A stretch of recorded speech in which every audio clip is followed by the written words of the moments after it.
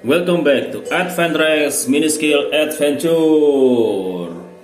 Kali ini kita akan mereview dan membahas kit yang barusan dibangun, basic WPLC 24, tapi kita bikin crawler meliak-liuk seperti RC tulang lunak.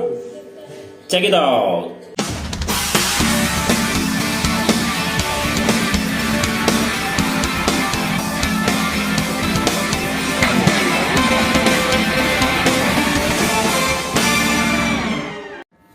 Oke guys, jadi ini kitnya ini basicnya WPLC 241. Yang ini sudah saya rubah nggak beberapa sih, tapi banyak sekali. Yang ininya dia bisa buat main crawler meliuk-liuk di batu biar enak. Nah, fleksibilitasnya, travelnya bisa sangat maksimal kayak gini guys. Ya, ini yang belakang. Ini kalau yang depan seperti ini loh. Jadi dia bisa meliuk-liuk seperti RC tulang lunak. Oke guys, yang pertama itu yang saya bahas tuh adalah gardan. Saya menggunakan gardan portal. Ini masih plastik aja, jadi masih bukan yang metal. Gardan portal. Lalu untuk adapternya saya kasih adapter 5-12. Jadi dia pakai ban velg 12 mili, ya kan. Ini saya pakai bannya WL Toys, tapi itu sudah saya treatment jadi dia lebih soft. Treatmentnya pakai apa guys? Pakai Gandapura. Oh, bisa nanti saya kasih share videonya ya. Jadi dia lebih soft dan lebih ceket gitu. Tuh, lalu gardan belakang juga menggunakan gardan portal juga, masih plastik tapi gearnya di dalamnya sudah metal semua. Kenapa saya menggunakan yang plastik aja nggak yang metal? Karena dia biar bebannya nggak terlalu berat. Oke. Lalu sekok saya menggunakan sekok metal, ya kan? Sekok metalnya ini cuman saya tambahkan dengan spacer agar dia lebih panjang. Kenapa Mas dipanjangkan? Intinya kalau kalian ingin bikin travel ya, travelnya lebih maksimal, bahkan ini bisa sampai mencapai 90 derajat, ya kan? Bisa sampai muat banget gitu bisa. Itu intinya di link root sama sekok, ya kan? Jadi semakin panjang link rootnya ini, sekok semakin panjang dan dia semakin mendatar ke bawah seperti ini. Kan biasanya sekok kan di atas gini ya, ini saya turunkan ke bawah. Itu dia apa ya, istilahnya travelnya akan semakin maksimal. Seperti ini guys. Ya. Ini bisa dilihat kondisi sekoknya tuh kayak gini. Ya, sekoknya saya pakai Monservo. Nah, kalau Monservonya Kalau tower shocknya itu kan biasanya kan berdiri ke atas gini ya, tapi ini saya tidurkan ya kan seperti ini agar dia lebih rebah, lebih tidur. Jadi posisinya nih langsung rata seperti ini guys. Itu yang bikin dia travelnya semakin menaik. Itu intinya guys. Jadi kalau kalian mau bikin kit, mungkin nanti mau bangun kit LCG yang low center gravitation ya kan, yang dia bisa crawleran naik-naik ke batu-batu. Intinya cuman gimana kalian setting link root sama setting sekoknya. Dan dipastikan juga untuk yang namanya kopel diusahakan lurus, jangan sampai nekuk, ya kan. Semaksimal mungkin dia bisa lurus, karena ini untuk meminimalkan apa istilahnya ya, agar dia tuh bisa lebih fleksibilitasnya lebih maksimal kayak gitu guys. Nah seperti ini. Untuk sekoknya meja masih bermain juga meskipun nggak maksimal, karena untuk crawler kita nggak begitu butuh junjutannya sih ya, kita butuh fleksibilitasnya aja. Itu ini yang saya rubah juga untuk servo ini saya gunakan servo besar. Mau servonya saya bikin sendiri ya. Saya gunakan basicnya mount servonya 1/10, cuma saya sesuaikan dengan mount servonya BPL yang Excel itu guys. Tuh, itu tampilan luarnya seperti ini guys. Oke, kita buka aja ya. Kita buka bodinya. Ini klip bodinya cuman saya pakai kayak gini aja biar gampang. Oke. Kita buka bodinya. Bodinya cuman kepalanya doang. Oh ya, sebelumnya kenapa kalau pertanyaan ini kenapa kok dicowak sampai habis gini? Karena kalau nggak saya cowak, dia bakal natap. Loh, ini udah maksimal kayak gini. Jadi biar nggak natap, nggak ketatap, nggak natap apa istilah kalau bahasa Indonesia, nggak ketahan sama fender atau bodinya loh. Ini udah maksimalnya kayak gini guys, makanya saya potong. biar beloknya roda itu maksimal dan tidak nyanggruk gitu loh.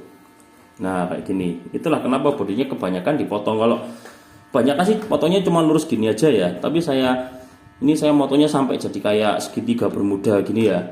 Itu karena kondisi bannya juga besar, lebar. Nah dia biar tidak tertahan dengan bodi, itu saya potong guys. Nah bodinya cuma simpel gini aja. Nah ini untuk bodinya kayak gini, saya lepas. Nah ini dalamannya kayak gini. Untuk daleman yang pertama, untuk yang namanya, kita bahas masalah gearbox ya. Ini saya copot dulu baterainya.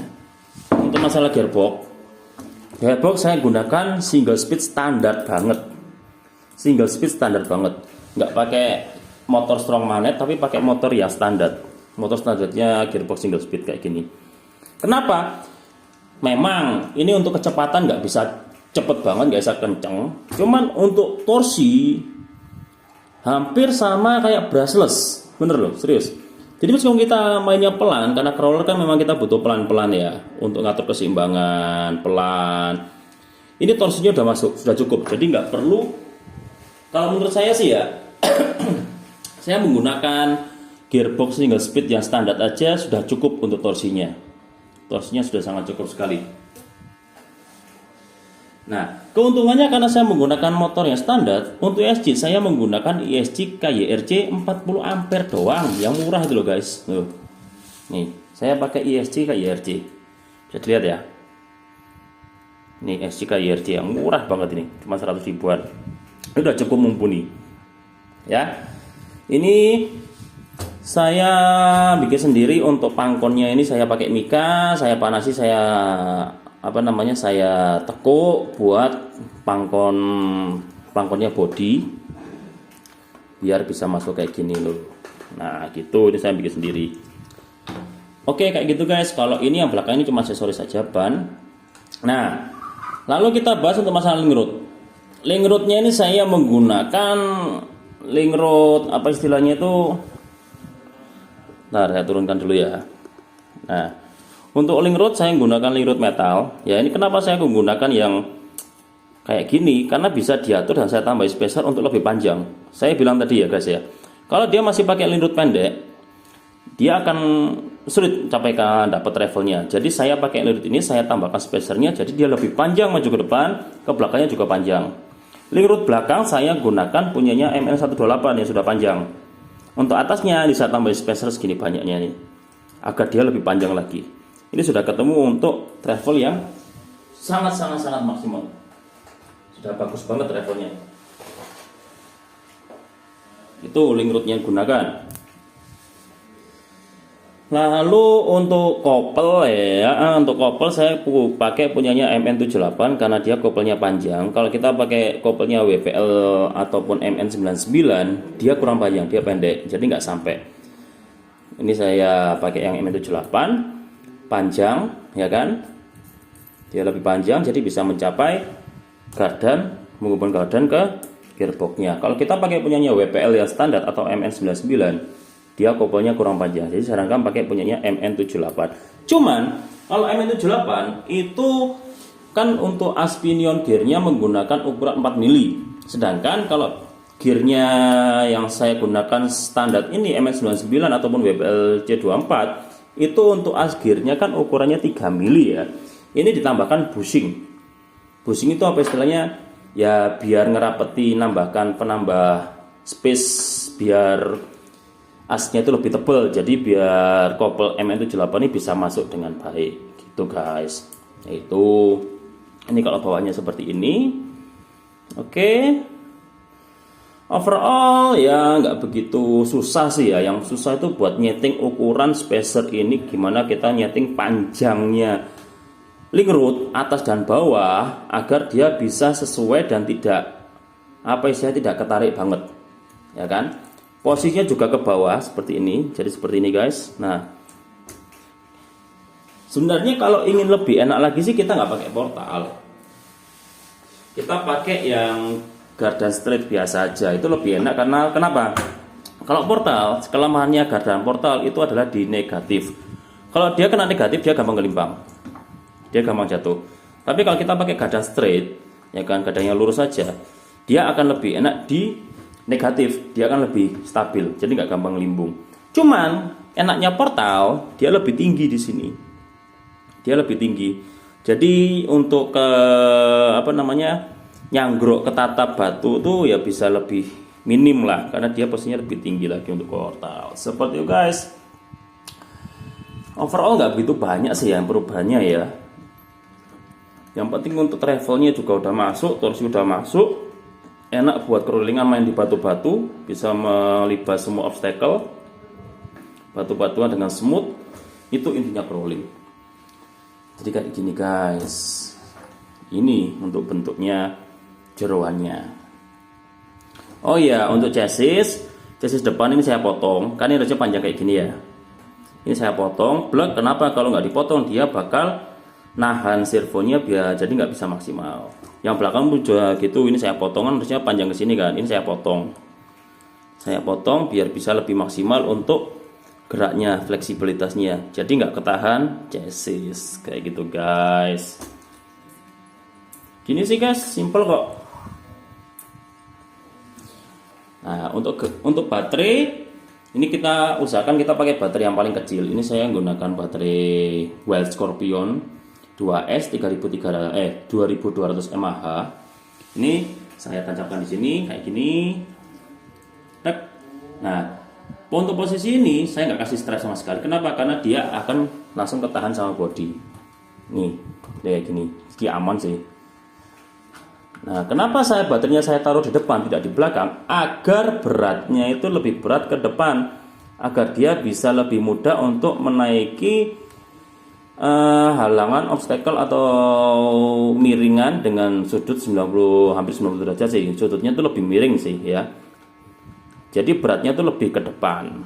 Seperti itu guys. Ini kalau kita pasang body, gak kelihatan kan? Simple banget. Ya, kayak gini. Nah, bisa teman-teman lihat ini beratnya lebih berat yang depan ya. Jadi dia kalau misalnya kena tanjakan seperti itu, dia akan lebih gravitasinya lebih ke depan, lebih gampang untuk naik ke tanjakan. Nah, ini smooth banget, pelan aja karena kita pakai single speed. Nah, ini untuk maksimalnya kalau single speed ya kayak gini loh, nggak kencang-kencang banget. Tapi kalau torsi meskipun pelan kayak gini guys, bisa teman-teman lihat ya. Ini coba kita naik 90 derajat, dia akan tetap bisa naik kayak brushless, pelan loh padahal ini smooth banget loh ya kan, dia masih bisa naik ya, fleksibilitasnya loh kan, pelan banget, dia smoothnya juga dapat. Oke. Ya, gini guys. Nah, kan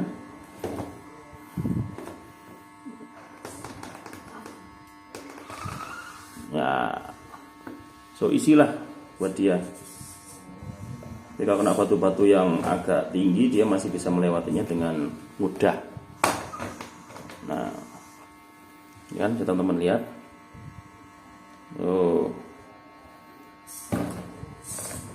Oke, itu guys. Jadi intinya kalau kalian mau bikin travel yang ekstrim, intinya cuman di gimana kita untuk setting sekok sama link road. Semakin panjangnya sekok, semakin panjangnya link road, dan semakin rebahnya sekok dan semakin lurusnya link road, untuk travel pasti akan didapatkan lebih maksimal. Tuh guys. Jadi intinya untuk membuat crawler ya, itu gimana kita bisa setting link road dan sekok. Oke, sementara dari saya seperti itu. Bila ada yang mau ditanyakan silakan, jika ada yang mau ditambahkan silakan. Untuk link pembelian part yang saya gunakan nanti bisa teman-teman lihat di deskripsi video ini di bawah. Ya kan? Seperti itu guys. Sekian dari saya. Terima kasih sudah nonton video saya. Jangan lupa like, comment, subscribe, dan di-share jika dirasa bermanfaat.